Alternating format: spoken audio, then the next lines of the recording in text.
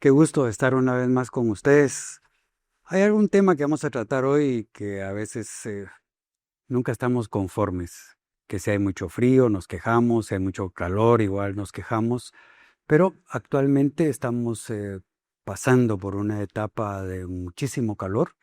Se habla de cambio climático, se habla de que hemos alterado la naturaleza de nuestra propia vida, pero ustedes y yo hoy vamos a aprender y a conocer más qué es lo que en realidad está ocurriendo y vamos a escuchar consejos de cómo encaminarnos en una situación que escapa muchas veces a nuestro propio control. Para eso me acompaña el licenciado Rafael López. Él es director de la Dirección de Información Geográfica, Estratégica y Gestión de Riesgos. Esta es una unidad que está a cargo del Ministerio de Agricultura. Muchas gracias por estar Muchas acá, gracias. director. Bienvenido. Muchas Eh, gracias. ¿Esta unidad en qué consiste? ¿Usted puede explicarnos un poco? Sí, gracias. El trabajo de la Dirección de Información Geográfica, Estratégica y Gestión de Riesgos es generar, procesar y difundir información geográfica temática digital propia del Ministerio de Agricultura para el sector agropecuario. Y principalmente, digamos que dentro de los temas o las temáticas que manejamos, somos la dependencia encargada de generar estudios de suelos para el país. También somos los encargados de generar el inventario nacional de cultivos, que por cierto somos el único país en Latinoamérica que lo genera a esa magnitud, con una base de datos robusta ya de varios años.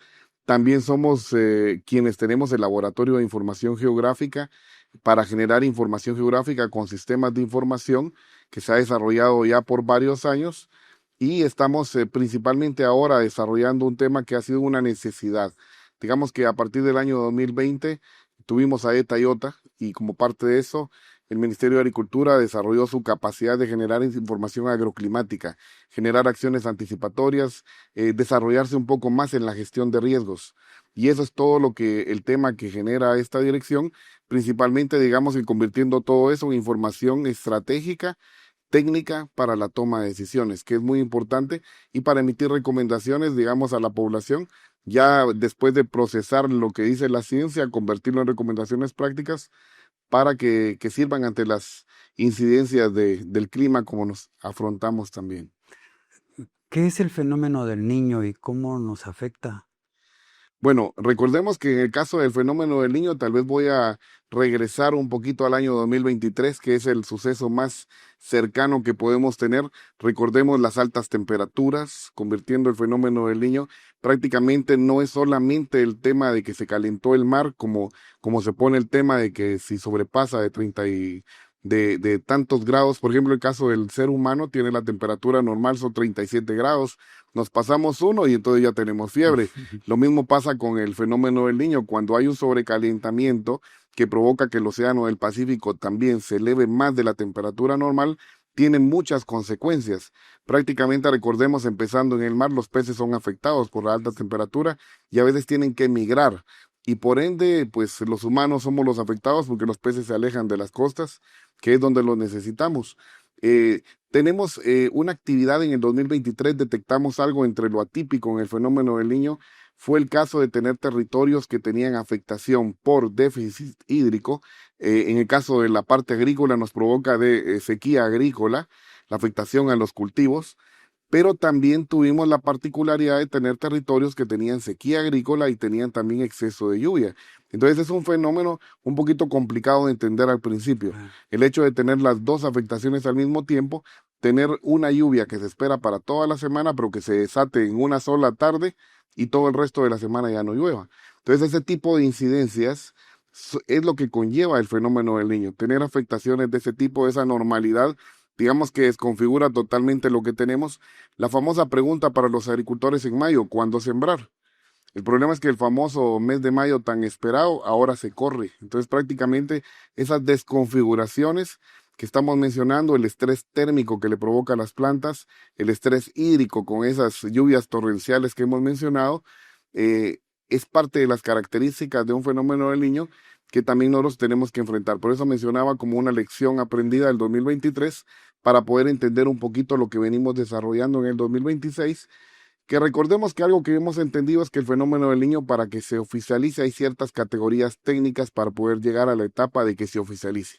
El rector del clima, el INSIBUM, estamos atentos al desarrollo de lo que ha ido informando en cuanto al acercamiento y, digamos, ya la formalización del fenómeno como tal, pero ya los síntomas ya los estamos percibiendo. Entonces, es parte de la necesidad de generar acciones anticipatorias que nos sirvan para poder medir el impacto y estar preparados para él.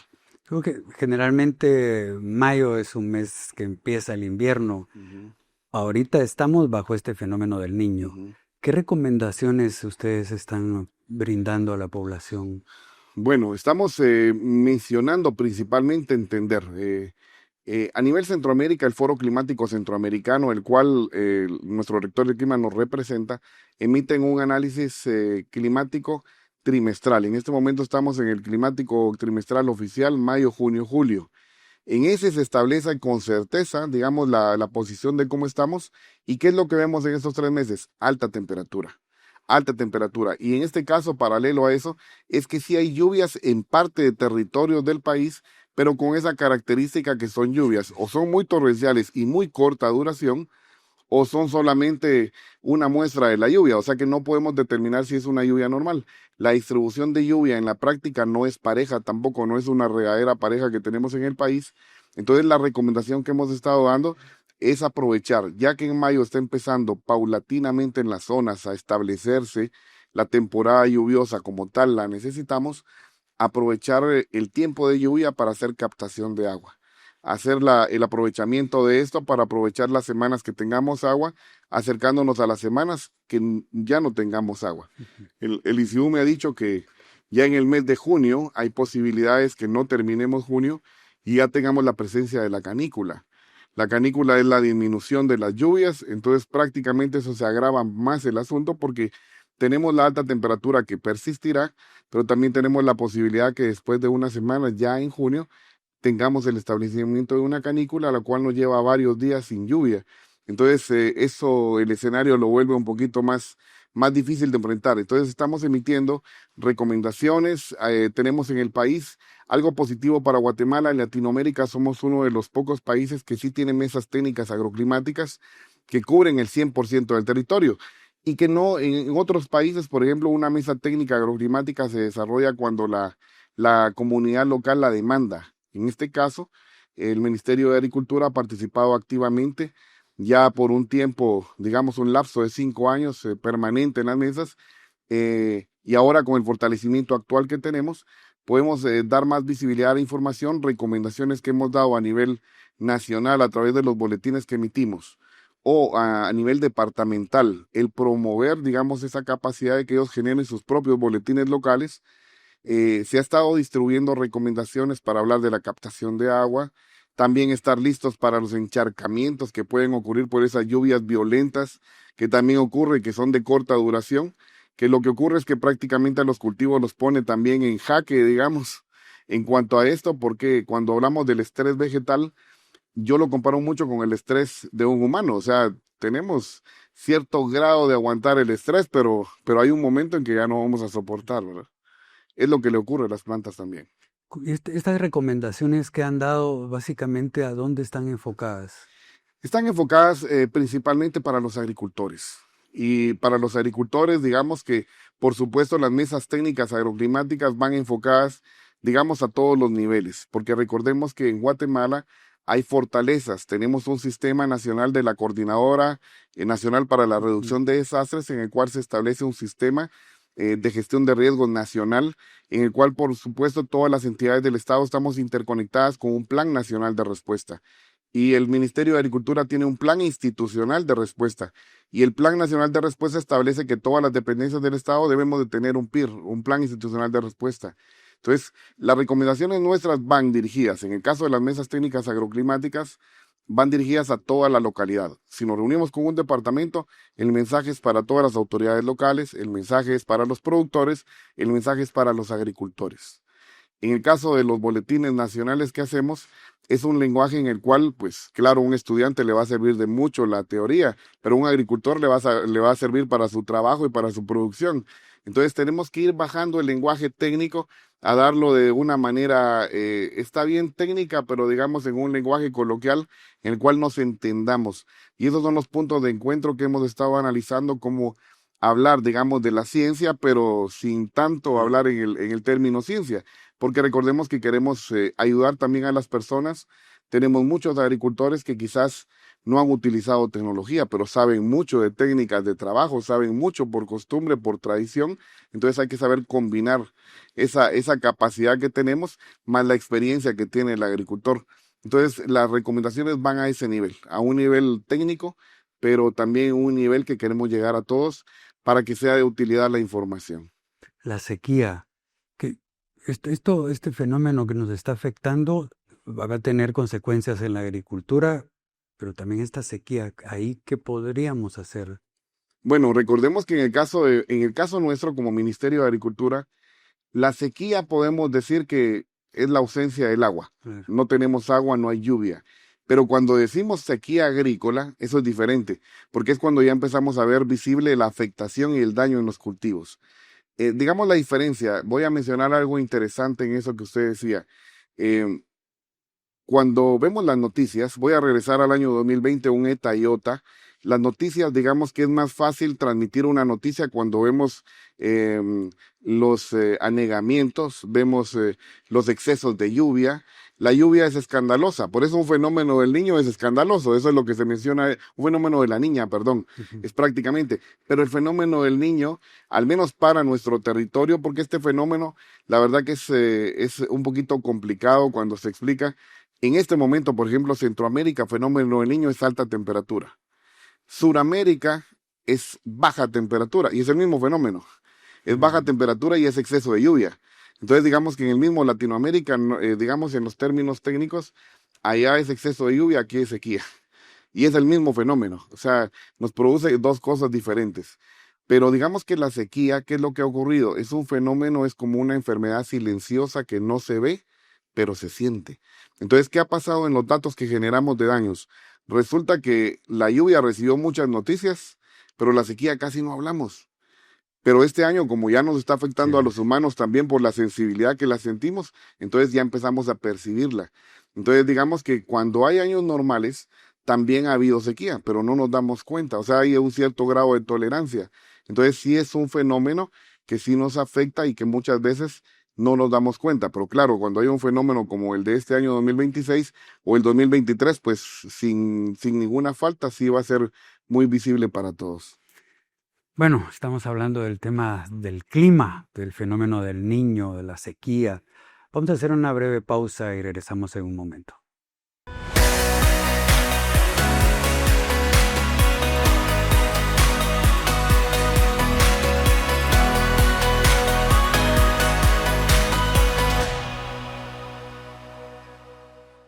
¿Qué harías si estudiar no tuviera tantos obstáculos? Viajamos a Totonicapán para conocer los sueños de las y los jóvenes guatemaltecos. Quiero ser enfermero para ayudar y cuidar a los demás.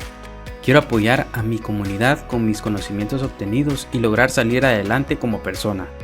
Tuve que dejar de estudiar por la muerte de mi mamá. No tenía los recursos económicos para poder continuar y en un hogar me ayudaron con mis estudios. La beca me ayudará a mejorar de manera personal y profesional para poder también ayudar a mi comunidad. Por falta de dinero ya no pude seguir estudiando y tuve que sostener a mi familia en su momento. Fue difícil, pero no es tarde para volver a empezar y salir adelante. Ahora deseo aprender de corte y confección y poder emprender y enseñarle el oficio a mis hijos. Porque no todos los caminos empiezan igual. Encuentra el tuyo y aplica a una beca en becasnuestrofuturo.gov.gt.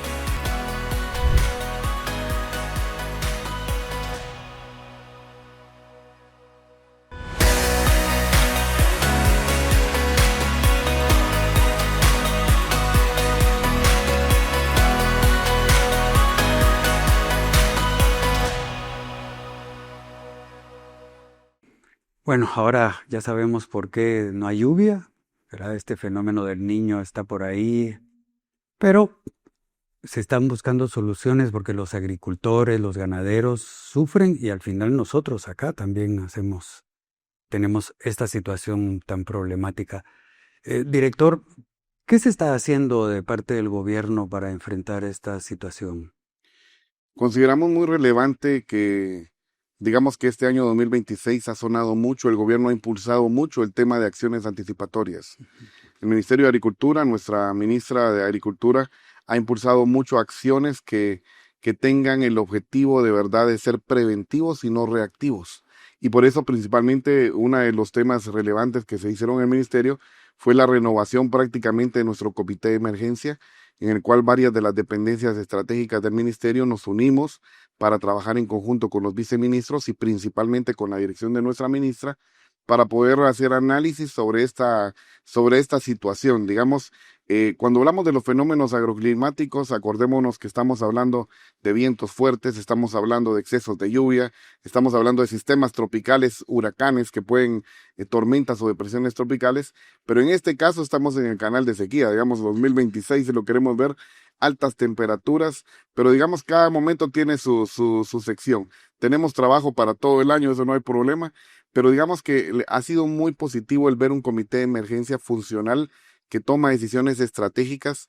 Se ha desarrollado mucho, de verdad, la capacidad de tomar decisiones agroclimáticamente inteligentes. Entender el clima, entender al rector del clima con las especialidades que presenta y la información oficial que nos emite, que la verdad que es muy importante para un país tener un pronóstico. Partir de un pronóstico, después del pronóstico en acciones anticipatorias, es primero el pronóstico. Después del pronóstico es el análisis para poder medir el impacto y ver las acciones que yo tengo que hacer para poder ver cómo ayudar a la población. Y eso es lo que hemos visto. Hemos tenido también, digamos, la visibilidad del trabajo interinstitucional, el poder ver a una CONREDA o una Coordinadora Nacional para la Reducción de Desastres también presidiendo el tema de acciones anticipatorias, es algo muy positivo. Se está reeducando prácticamente el país en cuanto a esa necesidad de la prevención. Prevención que lleva a la acción. O sea, no es solamente teoría para conocerla, sino que también va de la mano con planes concretos. El poder ver organizaciones que están trabajando, el ver la interinstitucionalidad, como hemos mencionado, la verdad que es muy positivo para el país. Internamente, como Ministerio de Agricultura, nuestra ministra nos aprobó el poder trabajar sobre la actualización de nuestro Plan Institucional de Respuesta, que por cierto hago el énfasis, el Plan Nacional de Respuesta de la CONRED establece que todas las dependencias deben de tener un PIR, un Plan Institucional de Respuesta.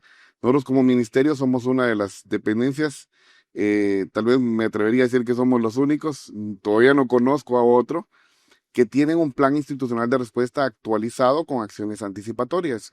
Es más, nuestro plan anterior tenía el doble de protocolos que ahora tiene, porque lo hemos optimizado para poder tener una respuesta rápida. Resulta que, digamos que cuando tenemos fenómenos que nos atacan, el impacto, la velocidad de atención debe ser a la misma velocidad que la velocidad del impacto. Porque el problema es que la respuesta va a exigir respuestas rápidas. La población afectada va a necesitar ayuda inmediata. Entonces es donde nos toca ir evaluando, digamos, todos los factores para que nuestra respuesta vaya acorde a eso. Y algo bien interesante es, para poder generar información hay que tener información. Y un tesoro del Ministerio de Agricultura con más de 100 años de existencia es tener datos. El hablar de un país en el cual podemos decir nosotros que podemos analizar, hablar de cultivos porque tengo información que va de 70 años. Tener capacidad técnica para hacerlo, manejar sistemas de información. Ahora estamos en la actualidad en la cual tenemos que manejar sistemas de información. Y por ejemplo, nuestra ministra nos trajo un toque al ministerio, innovación tecnológica. Innovación tecnológica no es solo comprar computadoras nuevas, es aprender a manejar la información con sistemas robustos de datos. Hemos incursionado incluso nuestros procesamientos con inteligencia artificial. Quizás nos falta mucho por aprender, pero ya tenemos muchas prácticas que hemos incorporado para poder hacer más fácil, optimizar los tiempos, como hemos mencionado, ver las experiencias. Por ejemplo, el mapa que mencionaba yo que hicimos de recurrencias es determinar cuál municipio ha sido más impactado en los últimos 7 años. Bueno, y hay preguntas que también autoridades locales, la misma población, puede ayudarnos a responder por qué repetimos siempre el mismo fenómeno y qué hemos hecho por nuestro territorio. Entonces, digamos que esto sobrepasa totalmente las capacidades de una temporada específica y nos permite ver el país en una óptica más amplia, que puede ser de mucha utilidad para Guatemala, por supuesto. El pasado martes ya el gobierno ha hecho público un plan. ¿Podría explicarnos un poco hacia dónde va esta posible solución a la crisis que se puede vivir? La verdad que sí, estamos muy contentos de que nuestra ministra elevó nuestro plan institucional de respuesta a un nivel muy alto, el tener la venia del señor presidente para tener un plan actualizado. La verdad que a nosotros nos fortalece mucho como Ministerio de Agricultura.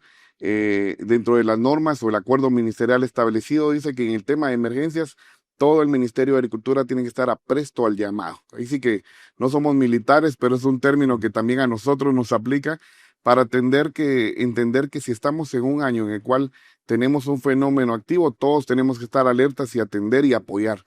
Esa es la cuestión. El plan institucional de respuesta que nuestra ministra ha presentado actualizado tiene esa característica novedosa que es la incorporación de acciones anticipatorias. Plan institucional de respuesta que prácticamente es nuestro manual que organiza al Ministerio de Agricultura, que le da su papel, su rol a todos, porque cuando revisan el plan institucional de respuesta, nadie se salva, todo el ministerio participa en el tema de las emergencias. Y alguien a veces preguntaba, ¿yo en qué participo en el momento de una emergencia? Bueno, el plan no deja suelto a nadie. Y esa es una ventaja, digamos, del plan que establece, digamos, la metodología para poder participar y también establece, digamos, las velocidades que se requieren para las alertas. Por ejemplo, había una pregunta que alguien puede hacer: ¿y cuándo se activa el plan? El plan es como un semáforo, digamos, un amarillo, un verde, un rojo, ¿verdad? Van subiendo los niveles de alerta conforme la Conred sube las alertas también. Pero el plan está activo los 365 días del año. Por ejemplo, la categoría amarilla, el plan establece que nosotros tenemos que estar emitiendo boletines preventivos. Damos información preventiva. Entonces siempre está activo, siempre hay una activación. Por supuesto, conforme suben los niveles, obliga a más frecuencia de las reuniones técnicas, obliga a más acciones, va cambiando la categoría de demanda. Pero digamos que el plan realmente, y lo más interesante es que nuestro plan, así como el comité que he mencionado, están institucionalizados. O sea, nuestra ministra ha dejado estas herramientas institucionalizadas, tienen acuerdo ministerial para que tenga esa sostenibilidad que se requiere. Entonces, digamos que a largo plazo, si el Ministerio de Agricultura, por supuesto, sigue el reloj corriendo, pues se ha quedado un sistema establecido, robusto. Por ejemplo, en una gestión de riesgos a nivel nacional, se requiere que el país tenga una capacidad de respuesta estableciendo dotación de insumos, de personal capacitado, de recursos, pero que sean institucionalizados. De lo contrario, pues solo serían temporales. Entonces, en este caso, sí consideramos que incluso esta oficialización de nuestra actualización nos fortalece en nuestro quehacer nuestro y repercutirá también porque la instrucción es que todo el sistema de extensión en todo el país esté capacitado. Hemos estado dando capacitaciones internas en el ministerio para fortalecer capacidades y que la población sin miedo se acerque a los extensionistas del ministerio, que sepa que tienen información nueva, que sepa que tienen un respaldo. Por ejemplo, el MAGA cuenta ahora con un geoportal, en el cual también pueden ingresar toda la población a nuestra página y poder navegar y poder extraer información. Lo primero que encuentran en el geoportal cuando ingresan es prácticamente el mapa de Guatemala con el polígono, la selección del área vulnerable del país de esta semana. Entonces, parte del pronóstico oficial que emitió el rector del clima, y nosotros emitimos nuestro mapa de cobertura vegetal, el Inventario Nacional de Cultivos, decimos cuáles son los cultivos más vulnerables, la extensión territorial y las recomendaciones. Entonces, digamos que esto está siendo actualizado todas las semanas y pone en un nivel de respuesta muy bueno para la población que lo quiera utilizar. Vamos, en base a su experiencia, acá se afecta la agricultura, se afecta la ganadería, pero también a las personas. ¿Hay alguna recomendación? Porque sobre todo en esta época los niños van a estudiar, en las aulas no hay aire acondicionado. ¿Qué se les puede recomendar a ellos? Bueno, la verdad que hemos estado dando recomendaciones al respecto. En el caso de las labores agrícolas, por ejemplo, los agricultores, hemos hablado de lo que nuestro rector del clima ha dicho. Hay horas que son un poquito duras en el país y tenemos que reorganizarnos. Por ejemplo, los agricultores siempre habían tenido la costumbre siempre de trabajar de madrugada para que cuando ya se ponga fuerte el sol, pues ya te hicieron lo que tenían que hacer en el día. Toca hacer otra vez eso. pero digamos que el hacer trabajo después de las 10 de la mañana o casi llegando a las 11 para las 3 de la tarde, tenemos el peligro de la alta temperatura, pero que ahora incluye radiación solar. Y eso también es dañino para una persona humana en este caso, ¿verdad? Entonces también hemos dado recomendaciones sobre las horas de trabajo activas para las labores agrícolas, que también el agricultor pues tenga mucho cuidado. Es como el caso cuando ha sido excesos de lluvia, también damos recomendaciones que lo que no hicieron cuando estaba seco, pues no lo van a hacer en medio de la tormenta, ¿verdad? Eso es prácticamente lo que estamos observando, pero digamos, son algunas de las recomendaciones. Y en el caso, digamos, de utilizar la información para tomar decisiones, leer los boletines, confiar en las instituciones que de verdad estamos generando, digamos, datos científicos comprobados, hacemos nuestros propios análisis y pueden tener la garantía que las recomendaciones sí son producto de experiencias que podemos compartir. Incluso hemos participado como Ministerio de Agricultura a nivel internacional y hemos tenido experiencias de compartir intercambio de experiencia con otros países y por eso vamos como puliendo nuestras recomendaciones también para poder tener novedades en cuanto a los servicios y los productos que se brinden. Entonces, sí damos recomendaciones, digamos, de cuidado para los cultivos, la parte agrícola, para la parte pecuaria, que cuiden a los animales también. Y también en el caso de los humanos, como se ha mencionado, pues también es sumamente importante que también estén en sintonía a lo que está aconteciendo para poder minimizar el impacto también en la vida humana. Esta situación del fenómeno del Niño va a ser de mayo ¿hay alguna fecha? ¿Podemos esperar que algo regrese a la normalidad en este invierno? No es tan rápido, no es tan rápido. Recordemos que el rector del clima ha avisado de que esto va ascendiendo el grado de la certeza. Ya estamos arriba del 90% de la probabilidad del establecimiento. Esperamos que el INSIUME lo oficialice, pero igual, después que lo oficialice, podemos visualizar un mes de mayo caliente. El mes de abril fue muy caliente y mayo también. Y digamos que lo que hemos visto en un análisis que hicimos de un termómetro agroclimático, como le llamamos, el mes de abril y mayo los más calientes del año. De por sí eso es lo bueno. Pero digamos que el mes de junio no es que sea, es un poquito menos caliente, pero sigue siendo con alta temperatura. Julio también tiene alta temperatura. Agosto tiene alta temperatura. Septiembre tiene alta temperatura. Y en el análisis que nosotros estábamos haciendo, todavía octubre, ya es hasta octubre donde empezamos a ver un poquito la baja. El problema es que en octubre se acaba la temporada lluviosa. Entonces prácticamente se nos acabó el reloj y pasamos a un cambio brusco al tema de la temporada fría seca, como le llamamos. Y en ese cambio brusco que tenemos, todavía, digamos, los ciclones esperando su turno, los sistemas tropicales en los océanos, también podrían tener ya efectos futuros en el país. Entonces, la verdad que es un año muy activo en cuanto a esto, pero la alta temperatura sí es latente para este año. Entonces, consideramos que sí tenemos mucho trabajo todavía en estos meses para seguir hablando del tema. Bueno, en televisión el tiempo pasa muy rápido, pero tiene usted un minuto para dar la última recomendación que usted considere que es necesario. Pues muchas gracias. La verdad que en nombre de nuestra ministra, la ingeniera María Fernanda Rivera, estamos muy contentos como Ministerio de Agricultura de estar trabajando para el país, generando información muy importante, muy valiosa, estratégica, agroclimáticamente inteligente y que queremos transmitir a todos y que todos tengan la confianza de que tenemos un trabajo arduo y las recomendaciones son de todos. O sea que las experiencias, todo el país tenemos mucho que participar, las acciones anticipatorias son relevantes, el adaptarnos a las tecnologías es relevante y confiar en nuestro trabajo es muy importante para poder cuidar nuestro país ante los impactos que tienen los fenómenos agroclimáticos que estamos presenciando ahora y que tenemos mucho trabajo por lo que falta. Pues muchísimas gracias. Bueno, a ustedes allá en casa. El calor es a veces insoportable, sobre todo hay que cuidar a los niños. Esta es una época en la que cuando van a la escuela, el recreo, la exposición al sol, que estén hidratados, habrá momentos en que va a ser necesario que mojen un pañuelo, un trapo, se lo pongan en el cuello para bajar un poco este calor. Gracias de nuevo por aceptar que estemos en sus hogares y nos vemos la próxima semana.